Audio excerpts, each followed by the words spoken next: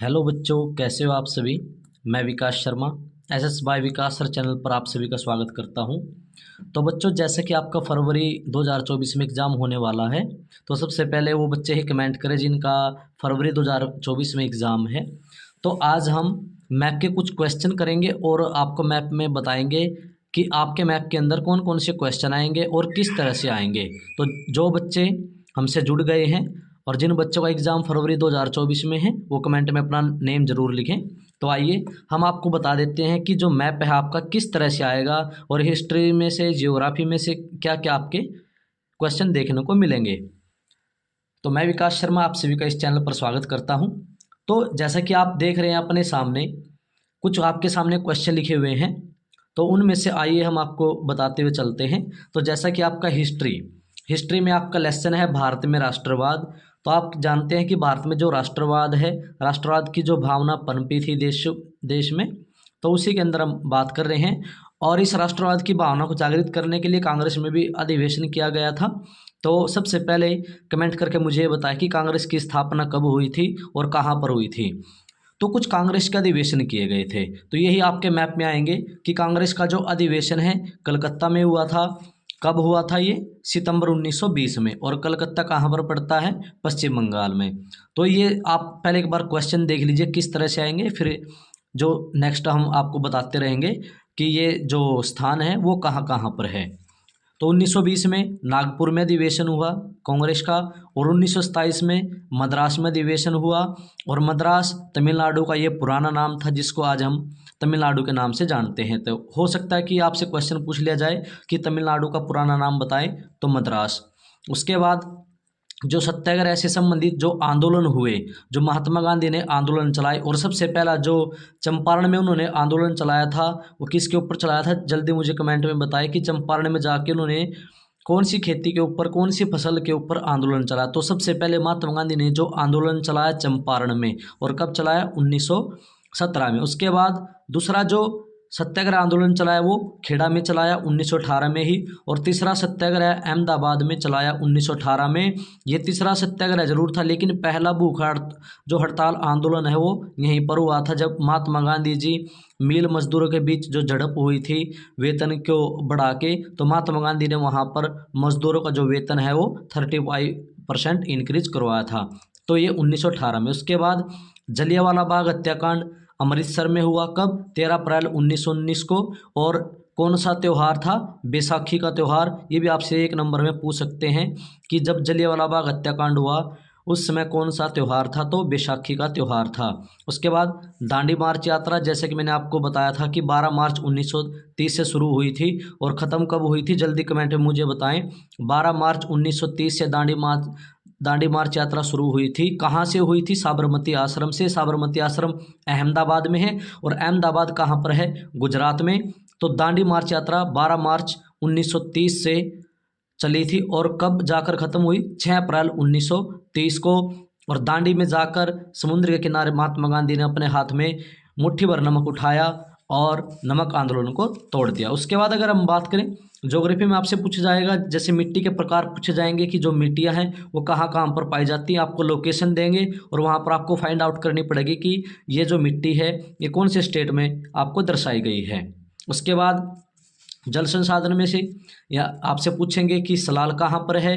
कश्मीर। जो बांध है ये प्रमुख, तो सलाल बांध कहाँ पर है? कश्मीर में। बाखड़ा नांगल बांध कहाँ पर है? हिमाचल प्रदेश में। टिहरी बांध कहाँ पर है? उत्तराखंड में।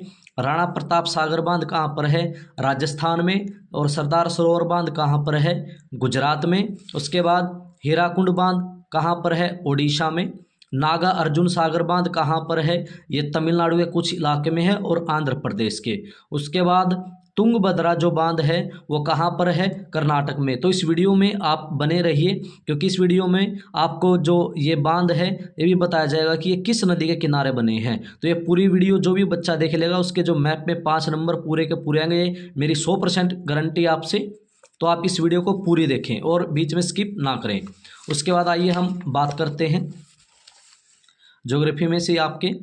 तो जो कृषि लेसन है उसमें से आपसे क्या पूछे जाएंगे कि चावल में सबसे बड़ा उत्पादक राज्य, गेहूं में सबसे बड़ा उत्पादक राज्य, चाय में, गन्ना में, कॉफ़ी, रबड़, कॉटन, कपास, जूट उत्पादक राज्य, तो इन सभी में से आपका मैप के अंदर क्वेश्चन देखने को मिलेगा। उसके बाद हम बात करते हैं खनिज एवं ऊर्जा संसाधन, तो इसमें लौह अयस्क खदानें पूछेगा आपसे, आयरन और माइंस, तो मयूरभंज, दुर्ग, कुद्रेमुख, और इसी में से आपसे पूछेगा कोयला खदानें, तो रानीगंज कहाँ पर है, बोकारो कहाँ पर है, तलचर कहाँ पर है, नेवेली कहाँ पर है। उसके बाद इसी में से पूछेगा तेल की खदानें, डिगबोई कहाँ पर है, नाहरकटिया कहाँ पर है, बेसिन कहाँ पर है, कलोल कहाँ पर है, अंकलेश्वर कहाँ पर है। उसके बाद इसी में से आपसे पूछा जाएगा परमाणु संयंत्र, तो परमाणु संयंत्र नरोरा परमाणु संयंत्र कहाँ पर है, काकरापुर कहाँ पर है, तारापुर कहाँ पर है, कालीपक्कम कहाँ पर है। तो आप वीडियो में बने रहिए, ये सारी लोकेशन मैं बाद में आपको बताऊंगा कि ये सारे के सारे स्थान कहाँ पर है, ताकि आपके 5 के 5 नंबर ना कटे। ये पहले मैं आपको इसलिए दिखा रहा हूँ कि आपसे किस तरह के क्वेश्चन जो मैप के अंदर पूछे जाएंगे। तो आई होप आपको यहाँ तक सब कुछ समझ में आया होगा। उसके बाद हम बात करते हैं खनिज एवं ऊर्जा संसाधन, तो ऊर्जा संयंत्र जो पावर प्लांट्स है, पूछ लेगा कि नाम रूप जो पावर प्लांट्स हो कहाँ पर है ऊर्जा संयंत्र, सिंगरौली कहाँ पर है, रामागुंडम कहाँ पर है। उसके बाद विनिर्माण उद्योग जो मैन्युफैक्चरिंग इंडस्ट्रीज है, सूती वस्त्र उद्योग, तो इसमें मुंबई सूती वस्त्र उद्योग कहाँ पर है, इंदौर कहाँ पर है, सूरत कहाँ पर है, कानपुर कहाँ पर है, कोयम्बटूर कहाँ पर है। उसके बाद इसी में से आपसे पूछ लेगा लोहा एवं इस्पात उद्योग, इनमें से पूछेगा दुर्गपुर जो लोहा एवं इस्पात उद्योग कहाँ पर है, बोकारो कहाँ पर है, जमशेदपुर कहाँ पर है, भिलाई कहाँ पर है, विजयनगर कहाँ पर है। उसके बाद आपसे पूछेगा मैप के अंदर सॉफ्टवेयर तकनीकी जो पार्क हैं, जहाँ पर सर्च करते रहते हैं नई नई चीज़ों के लिए, इसलिए बोला गया सॉफ्टवेयर तकनीकी जो सॉफ्टवेयर टेक्नोलॉजी पार्क है। वो आपसे पूछेगा कि नोएडा में भी सॉफ्टवेयर टेक्नोलॉजी पार्क है, जहाँ पर सर्च होते रहते हैं नई नई चीज़ों के लिए। गांधीनगर, मुंबई, पुणे, हैदराबाद, बेंगलोर जिसको बेंगलुरु भी कह देते हैं हम, चेन्नई, तिरुवनंतपुरम। सबसे पहले तो स्टूडेंट्स आपको जो कैपिटल है वो या आपको लर्न होनी चाहिए अच्छी तरह से। उसके बाद राष्ट्रीय अर्थव्यवस्था की जीवन रेखा है, ये जो लेसन है आपका, इसमें से आपके सिर्फ मैप आएगा और आपको ये लेसन बिल्कुल भी याद नहीं करना है, लेकिन इसमें से मैप पूछे जाएंगे और जो इम्पोर्टेंट जो पोर्ट है वो पूछी जाएंगी। जैसे कांदला जो पोर्ट है वो कहाँ पर है, मुंबई पोर्ट कहाँ पर है, मारमागांव पोर्ट कहाँ पर है यानी बंदरगाह, कोची पोर्ट कहाँ पर है, तूतीकोरिन पोर्ट कहाँ पर है, चेन्नई पोर्ट कहाँ पर है, विशाखापट्टनम पोर्ट कहाँ पर है, हल्दिया पोर्ट कहाँ पर है। तो इस प्रकार से आपसे पूछे जाएंगे क्वेश्चन। उसके बाद अगर हम बात करें तो अगर आपको अच्छा लगता है वीडियो देख के तो आपसे रिक्वेस्ट है कि साथ के साथ वीडियो को लाइक करते रहें, और जो ये वीडियो है मैप के लिए स्पेशल जो आपके लिए बनाई गई है, तो इस वीडियो को अपने दोस्तों के साथ शेयर करें ताकि उनके भी जो 5 नंबर है मैप के अंदर वो पूरे पूरे आ सकें, किसी के भी नंबर ना कटें। और मेरी तो यही आशा रहती है कि आपके जो एसएस में नंबर हैं वो बाय नंबर आए 80/80। तो उसी के लिए हम दिन रात आपके लिए मेहनत करते रहते हैं, वीडियो बनाते रहते हैं ताकि आपके जो नंबर है वो पूरे पूरे आएँ। तो आशा है कि आप जो हमारा ये सपना नहीं तोड़ोगे और 80 में से 80 नंबर आप जरूर लेके आएंगे। उसके बाद राष्ट्रीय अर्थव्यवस्था की जीवन रेखा में ही आपसे जो एयरपोर्ट पूछे जाएंगे, जैसे अमृतसर में राजा सांसी और श्री गुरु रामदास जी का जो एयरपोर्ट है तो वो कहाँ पर है, अमृतसर में। दिल्ली में कौन सा एयरपोर्ट है, इंदिरा गांधी नेशनल एयरपोर्ट है। मुंबई में कौन सा, छत्रपति शिवाजी जो नेशनल एयरपोर्ट है। चेन्नई में मीनमबक्कम नेशनल एयरपोर्ट है। कोलकाता में कौन सा है, हमारे नेताजी का, सुभाष चंद्र बोस जी का। और इन्होंने किस फौज की स्थापना की थी, आज़ाद हिंद फौज की स्थापना की थी। हैदराबाद में कौन सा एयरपोर्ट है, राजीव गांधी इंटरनेशनल एयरपोर्ट है। तो सारे के सारे आपसे पूछे जाएंगे। अब हम बात करते हैं, आइए लोकेशन भी आपको बताते रहेंगे साथ के साथ। तो अगर वीडियो अच्छी लगी है तो लाइक ज़रूर करते रहें ताकि हमारा भी हौसला लाइक से बढ़ता रहे। तो जो बच्चे हमारे साथ नए जुड़े हैं वो चैनल को सब्सक्राइब कर लें ताकि हम जो आपके एसएस है आपके एग्ज़ाम से पहले कंप्लीट एक बार रिवीजन करवा दें। तो अब पूछा जाएगा दांडी मार्च यात्रा कब शुरू हुई थी, अभी मैंने आपको बताया था। तो जिन बच्चों को लर्न हो गया वो क्वेश्चन जल्दी से बताएं, दांडी मार्च यात्रा कब शुरू हुई थी और कब तक चली थी और कितने किलोमीटर की ये यात्रा थी, और जो शुरू में महात्मा गांधी जी के 7 शिष्य चले थे उनकी संख्या कितनी थी। तो जल्दी से इन तीनों क्वेश्चनों के जो मुझे कमेंट में आंसर दें। क्योंकि मैंने सभी बच्चों को समझाया हुआ है। तो दांडी मार्च यात्रा कब शुरू हुई, कब ख़त्म हुई, कहाँ से शुरू हुई, कहाँ ख़त्म हुई, कितने किलोमीटर की यात्रा थी और इनके साथ कितने शिष्य थे। तो जल्दी से कमेंट में हमें बताएं। आपके लिए 5 सेकंड का टाइम हम देते हैं, तो जल्दी से कमेंट करें इन क्वेश्चनों के आंसर, नहीं तो फिर हम उसके बाद आपको क्वेश्चनों के आंसर देंगे ही। तो दांडी जो मार्च यात्रा है 12 मार्च 1930 से चली थी और 6 अप्रैल 1930 तक चली। 240 मील की यात्रा थी और साबरमती आश्रम से महात्मा गांधी जी ने ये यात्रा शुरू की थी। और ये कहाँ पर, अहमदाबाद में, और अहमदाबाद कहाँ पर है, गुजरात में। तो इस प्रकार से आपसे लोकेशन पूछ लेगा कि महात्मा गांधी ने दांडी मार्च यात्रा शुरू की, वो मैप में दर्शाएं तो गुजरात का जो आपका स्टेट है वहाँ पर दांडी है। और कांग्रेस, उसके बाद कांग्रेस, यहाँ पर बच्चे पजल होते हैं क्योंकि जो कलकत्ता में अधिवेशन हुआ वो सितंबर में हुआ और जो नागपुर में अधिवेशन हुआ कांग्रेस का, अधिवेशन का मीनिंग क्या होता है, मीटिंग यानी बैठक। तो कांग्रेस का 1920 में जो कलकत्ता में अधिवेशन हुआ वो कौन से महीने में, सितंबर में, और दिसंबर के महीने में कहाँ पर हुआ, नागपुर में। तो जो ये कलकत्ता है कहाँ पर है, पश्चिम बंगाल में। उसके बाद कांग्रेस 1920 नागपुर अधिवेशन, तो नागपुर कहाँ पर है, महाराष्ट्र में। तो नागपुर कहाँ पर है, महाराष्ट्र में। उसके बाद अगर बात करें कांग्रेस का 1927 का मद्रास अधिवेशन, क्योंकि 3 जगह इनका कांग्रेस का मीटिंग हुई थी। कहाँ कहाँ पर, एक तो कोलकाता में, पश्चिम बंगाल में और महाराष्ट्र में। यानी जो कोलकाता पश्चिम बंगाल में है तो कोलकाता, महाराष्ट्र और मद्रास। तो मद्रास कहाँ पर, तमिलनाडु में, क्योंकि बच्चों को इन दो का तो पता है, इनका नहीं पता।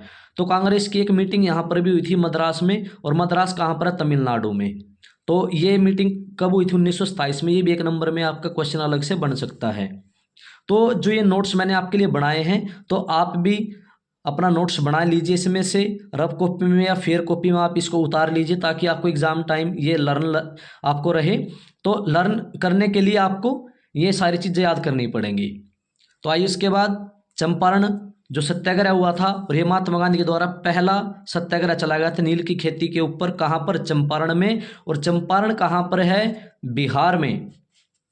तो खेड़ा, महात्मा गांधी के द्वारा दूसरा सत्याग्रह चला गया था खेड़ा में। और आपको मैंने बताया था कि महात्मा गांधी जो दक्षिण अफ्रीका से भारत कब लौटे थे, जल्दी से कमेंट में बताएं। और जब ये भारत लौटे उसके बाद 1916 में लखनऊ में गए, और लखनऊ में इनको एक किसान मिला जिससे इनकी मीटिंग हुई, और उन्होंने बिहार आने का निमंत्रण इनको दिया था। उस किसान का नाम जल्दी से कमेंट में मुझे बताएं, ताकि मुझे पता चले कि आपको वो अभी तक क्वेश्चन लर्न है। तो खेड़ा 1918 में दूसरा सत्याग्रह हुआ, और खेड़ा कहाँ पर है, गुजरात में। उसके बाद अहमदाबाद में तीसरा सत्याग्रह हुआ 1918 में ही।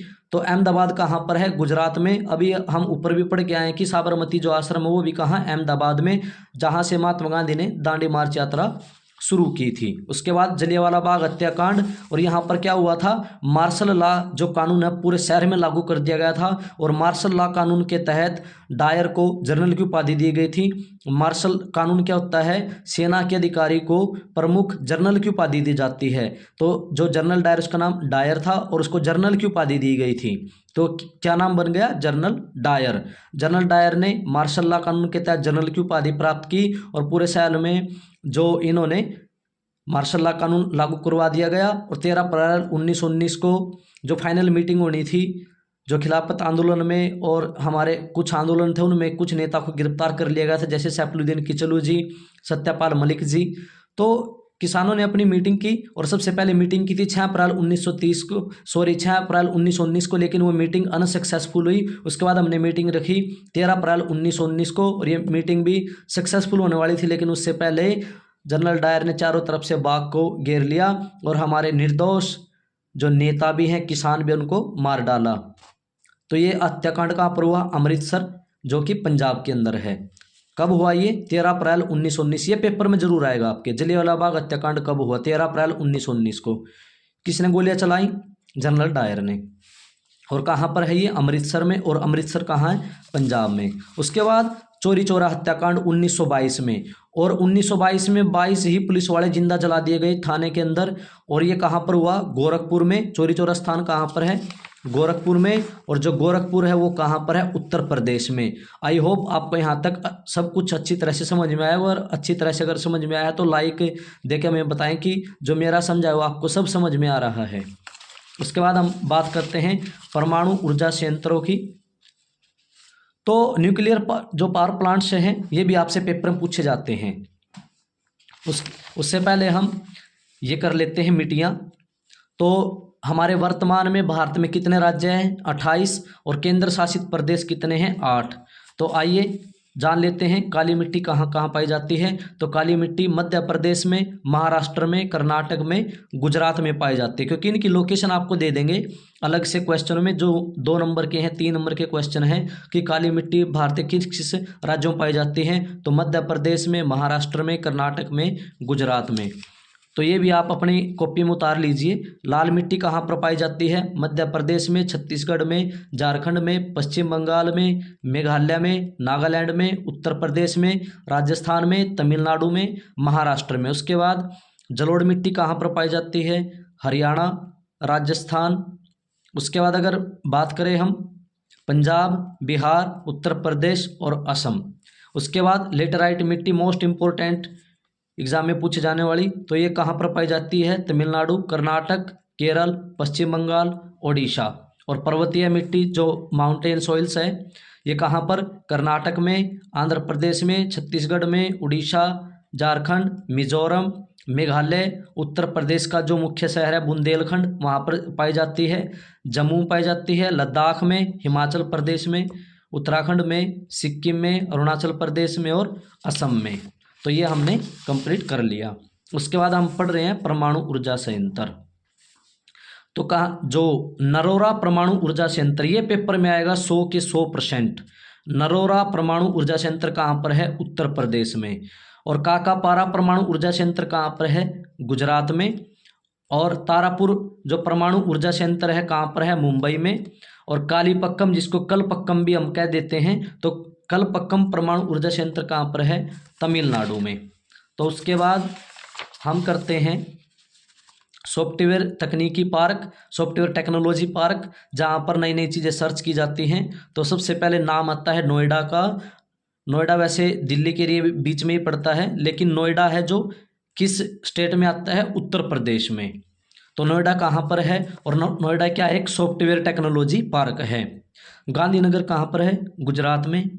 मुंबई कहाँ पर है, महाराष्ट्र में। यानी जो ये नेम आपके सामने है सारे के सारे सॉफ्टवेयर टेक्नोलॉजी पार्क है, और इनकी लोकेशन पूछ लेगा कि ये कहाँ पर है। तो गांधीनगर कहाँ पर है, गुजरात में, क्योंकि गुजरात की कैपिटल भी क्या है, गांधीनगर। मुंबई महाराष्ट्र में है। हैदराबाद जो software technology park Andhra Pradesh में। Bengaluru software technology park Karnataka में, और कर्नाटक की कैपिटल भी क्या है, बेंगलुरु। उसके बाद अगर बात करें चेन्नई, तो चेन्नई जो सॉफ्टवेयर टेक्नोलॉजी पार्क है वो कहाँ पर है, तमिलनाडु में। और तिरुवनंतपुरम जो सॉफ्टवेयर टेक्नोलॉजी पार्क है वो कहाँ पर है, केरल में है। तो ये हमने यहाँ तक किए। तो एक बार आप इनको अच्छी तरह से अपनी कॉपी में लिख के बार बार बोल के याद कर लेना, क्योंकि बोलने से ज़्यादा जल्दी याद होंगे और सुनने से जल्दी ज़्यादा याद होते हैं। उसके बाद ये हमने कर लिए न्यूक्लियर पावर प्लांट्स भी कर लिए, और ये हमने किए थे सॉफ्टवेयर टेक्नोलॉजी पार्क। उसके बाद हम करते हैं जो आपके लोहा इस्पात संयंत्र है, आयरन एंड स्टील जो प्लांट्स हैं, ये आपके पेपर में मोस्ट इम्पोर्टेंट है, और इनको अच्छी तरह से याद कर लीजिए। जैसे आप टेबल याद करते हैं 2 × 2, ऐसे ही इनको अच्छी तरह से अपने फिंगर पर याद कर लेना। तो ये नाम बिल्कुल एक बार नाम लेते ही आपकी जुबान पर इनका आंसर आना चाहिए। तो दुर्गपुर जो लोहा एवं इस्पात संयंत्र है वो कहाँ पर है, पश्चिम बंगाल में। बोकारो जो लोहा एवं इस्पात संयंत्र है वो कहाँ पर, झारखंड में। जमशेदपुर कहाँ पर है, झारखंड में। तो झारखंड में कौन कौन से हैं, बोकारो और जमशेदपुर। तो ये दोनों कहाँ पर है, झारखंड में। भिलाई ये मोस्ट इंपोर्टेंट है, भिलाई लोहा एवं इस्पात संयंत्र केंद्र कहाँ पर है, छत्तीसगढ़ में। बार बार पेपर में आता है, और विजयनगर भी पूछा जाता है। तो विजयनगर लोहा एवं इस्पात संयंत्र कहाँ पर है, कर्नाटक में। और सेलम ये पोर्ट भी है और लोहा इस्पात संयंत्र भी है, तो ये कहाँ पर है, तमिलनाडु में। और तमिलनाडु की कैपिटल मुझे कमेंट में बताएं जल्दी सी, तमिलनाडु की कैपिटल क्या है। उसके बाद हम बात करते हैं मोस्ट इम्पोर्टेंट, जो कॉटन टेक्सटाइल इंडस्ट्रीज हैं, जो सूती वस्त्र उद्योग है, वो कहाँ कहाँ पर है। तो सबसे पहले जो कॉटन टेक्सटाइल इंडस्ट्रीज है, सूती वस्त्र उद्योग, इसकी स्थापना भी मुंबई में हुई थी। और मुंबई में सूती वस्त्र उद्योग की स्थापना कब हुई थी वो कमेंट में मुझे बताएं, अगर मैंने आपकी अच्छी से तैयारी करवाई है। तो आई होप आप जो इसका आंसर अच्छे से देंगे। जो सूती वस्त्र उद्योग स्थापना मुंबई में सबसे पहले की गई थी और वो कब की गई थी, जल्दी से कमेंट में हमें बताएं। तो मुंबई जो सूती वस्त्र उद्योग है वो कहाँ पर पड़ता है, महाराष्ट्र में इंदौर। इंदौर बच्चे भूल जाते हैं एग्जाम में, तो इंदौर सूती वस्त्र उद्योग कहाँ पर है, मध्य प्रदेश में। तो इंदौर शहर कहाँ पर है, जो साफ सफाई में भी सबसे पहले स्वच्छता में पहले नंबर पर आता है हर बार, तो इंदौर मध्य प्रदेश में। सूरत कहाँ पर है, गुजरात में। तो सूरत क्या है, सूती वस्त्र उद्योग है जो कहाँ पर है, पड़ता है गुजरात में। और कानपुर कहाँ पर है, उत्तर प्रदेश में। और कोयम्बटूर कहाँ पर है, ये बार बार आपसे क्वेश्चन पूछा जाए क्योंकि ये वर्ड ही अजीब है। कोयम्बटूर सूती वस्त्र उद्योग कहाँ पर है, तमिलनाडु में है। तो ये चीज़ें आपने अच्छी तरह से लर्न की और मुझे अच्छा भी लग रहा है आपको पढ़ा के। इतनी रात को मेहनत आपके लिए कर रहा हूँ मैं, और अभी जो टाइम है वो 9:40 का हो चुका है और रात का समय है। तो आइए, ये जो मेहनत मैं सिर्फ आपके लिए करता हूँ ताकि आपके जो नंबर है किसी भी तरह से ना कटें और एग्जामिनर आपसे खुश हो जाए और जो आपके नंबर है बाय बाय आए। तो इसके लिए मैं आपके लिए दिन रात मेहनत करता रहता हूँ। तो आइए हम पढ़ते हैं। इंटरनेशनल एयरपोर्ट जो आपको 4-5 ही लर्न करने हैं और जो आपसे पेपर में पूछे जाएंगे। तो राजा सासीराम जो राजा सवाई के नाम से भी प्रसिद्ध है, तो ये एयरपोर्ट कहाँ पर है, अमृतसर में। और इंदिरा गांधी नेशनल एयरपोर्ट ये तो बिल्कुल फेमस है, ये कहाँ पर है, दिल्ली में। नेताजी सुभाष चंद्र बोस एयरपोर्ट कहाँ पर है, कोलकाता में। और कोलकाता कहाँ पर है, वेस्ट बंगाल पश्चिम बंगाल में। तो भाई छत्रपति शिवाजी एयरपोर्ट ये कहाँ पर है, मुंबई में। उसके बाद राजीव गांधी इंटरनेशनल एयरपोर्ट कहाँ पर है, आंध्र प्रदेश में। मीनाबक्कम जो इंटरनेशनल एयरपोर्ट है वो कहाँ पर है, चेन्नई में। और चेन्नई कहाँ है, तमिलनाडु में, क्योंकि तमिलनाडु की जो कैपिटल है वो चेन्नई है। उसके बाद मोस्ट इम्पोर्टेंट जो फेमस डैम है, वे डैम के नेम आपको लर्न करने हैं, इनके स्टेट और इनकी जो रिवर है किस रिवर के जो किनारे पर है वहाँ पर। तो आइए, जो सबसे पहले सलाल बांध, ये न्यू क्वेश्चन आपके लिए। सलाल बांध कहाँ पर है, जम्मू में। और जम्मू में किस नदी के किनारे है, चेनाब नदी के किनारे। टिहरी बांध ये मोस्ट इम्पोर्टेंट है। टिहरी बांध कहाँ पर है, उत्तराखंड में बना हुआ है। और उत्तराखंड में टिहरी बांध किस नदी के किनारे बना है, भागीरथी नदी के किनारे। भाखड़ा नांगल बांध कहाँ पर है, हिमाचल प्रदेश में। और हिमाचल जो प्रदेश है वो सतलुज नदी के किनारे हैं। तो भाखड़ा जो नांगल बांध है वो कहाँ पर है, सतलुज नदी में।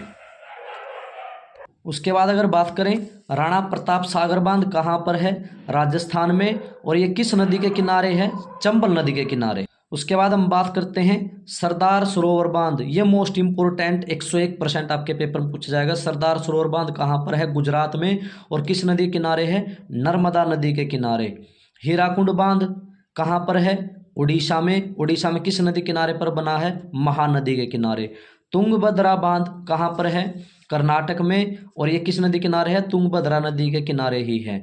नागा अर्जुन सागर बांध कहाँ पर है, तेलंगाना में। और ये किस नदी के किनारे है, कृष्णा नदी के। तो जो ये बांध मैंने आपको पढ़ाए हैं, इनको आप अपनी कॉपी में एक बार अपने हाथ से लिख लीजिए ताकि आपको भी अच्छी तरह से ये सारे के सारे जो बांध हैं अच्छी तरह से याद हो जाएं। आपको इनके स्टेट भी लिखने हैं और नदी भी लिखनी है कि कौन सी नदी के किनारे ये बांध बनाए गए हैं। तो ये आपसे पेपर में इनसे बार आपसे, ये मेरी गारंटी कि इनसे बार आपसे कुछ नहीं पूछा जाएगा। तो आई होप आपको यहाँ तक अच्छी तरह से समझ में आए होंगे। तो अगर वीडियो अच्छी लगी है तो लाइक करें और ये वीडियो दोस्तों में शेयर करें ताकि उनका भी भला हो जाए, वो भी अपने जो एग्ज़ाम में 5 में से 5 नंबर आ सके उनके मैप के अंदर। तो ये हमने किया यहाँ तक। उसके बाद जो कांग्रेस का अधिवेशन, तो इंडियन नेशनल कांग्रेस जिसकी स्थापना, और इससे मुझे याद आया पेपर में आएगा INC, कभी आप पजल हो जाओ INC क्या है, इंडियन नेशनल कांग्रेस, भारतीय राष्ट्रीय कांग्रेस। और इसकी स्थापना 1885 में हुई। और किसने की थी इसकी स्थापना, और जो ये कांग्रेस वर्ड है किस देश से लिया गया है, जल्दी से कमेंट में हमें बताएं।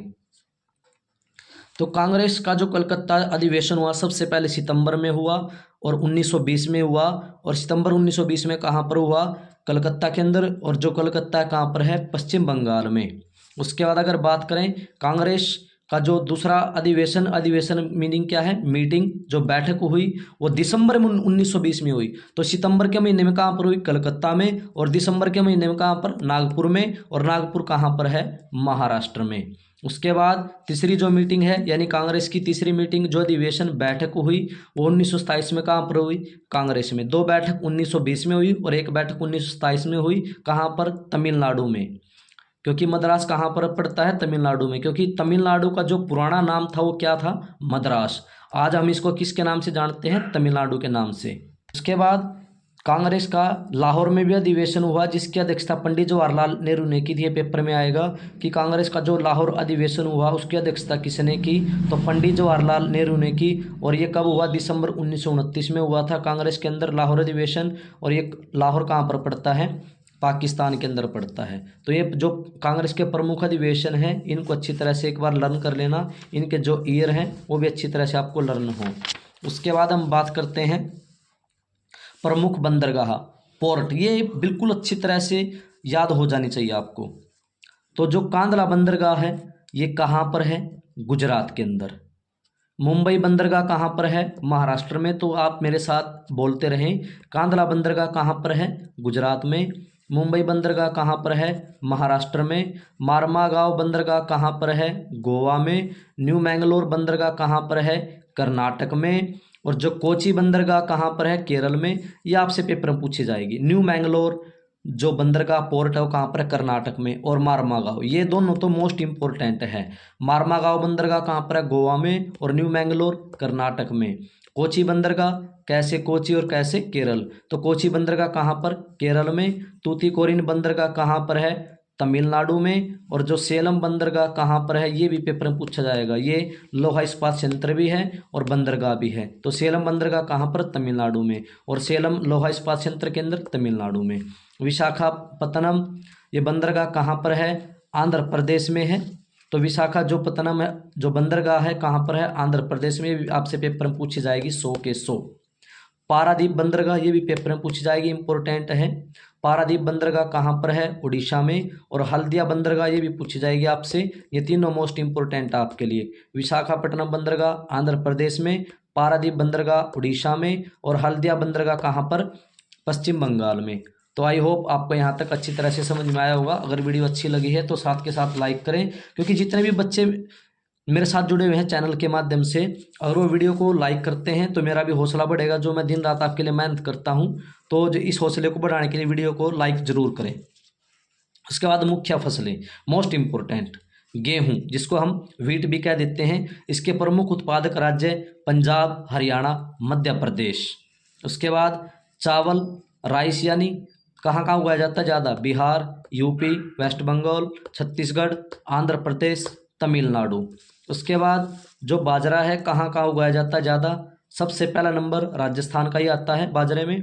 उसके बाद मध्य प्रदेश, आंध्र प्रदेश, तेलंगाना, कर्नाटक, तमिलनाडु, महाराष्ट्र, गुजरात, हरियाणा।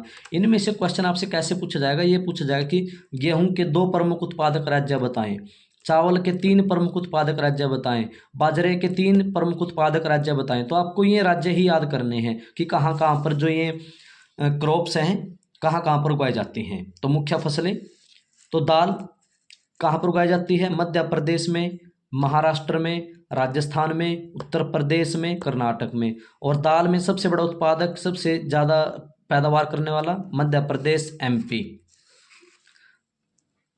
तो तिलहन, तिलहन ज़्यादा सबसे पहले उगाया जाता है और ये कहाँ पर? मध्य प्रदेश में। वैसे तिलहन के मुख्य उत्पादक जो राज्य है जहाँ जहाँ पर उगाया जाता है, कहाँ पर? आंध्र प्रदेश, गुजरात, हरियाणा, कर्नाटक, मध्य प्रदेश, महाराष्ट्र, राजस्थान, तमिलनाडु, उत्तर प्रदेश, पश्चिम बंगाल। तो ये जो प्रमुख उत्पादक राज्य है ये अपनी कॉपी में उतार लेना। इनके जो स्थान आपसे पूछे जाएंगे कहाँ कहाँ पर उगाए जाते हैं, 2 या 3 राज्य आपसे पूछ लेंगे कि कोई भी 2 या 3 राज्य बताएं। जैसे पूछ लेगा कि दाल कहाँ पर उगाई जाती है, कोई 2 प्रमुख राज्य बताएं। तो आपको जब ये लर्न होंगे अच्छी तरह से तभी आप बता पाएंगे। तो आपको अगर वीडियो अच्छी लगी है तो ये सारे के सारे क्वेश्चन जो मैंने आपको करवाए हैं तो आप मेरा हौसला बढ़ाने के लिए वीडियो को लाइक करें, जो नए बच्चे जुड़े हैं चैनल को सब्सक्राइब करें, क्योंकि मैं आपके जो 19 फरवरी से आपके जो एग्ज़ाम होने वाले हैं, मैं तब तक आपकी पूरी एसएसटी और जितने भी आपसे आपके जो क्वेश्चन एग्ज़ाम में आएंगे, जो मैं आपको बताऊंगा वही क्वेश्चन आपके एग्ज़ाम में आएंगे, ये मेरी गारंटी है। तो जो बच्चे नए जुड़े हैं वो चैनल को सब्सक्राइब कर लें और वीडियो को लाइक करें, और ये वीडियो MP यानी मम्मी पापा की कसम आपको अपने दोस्तों में शेयर करें, ताकि और बच्चों का भी भला हो सके, वो भी आपके साथ जुड़ सकें और मैप के जो जितने भी क्वेश्चन अच्छी तरह से लर्न कर सके। Thanks for watching my video. जय श्री राम।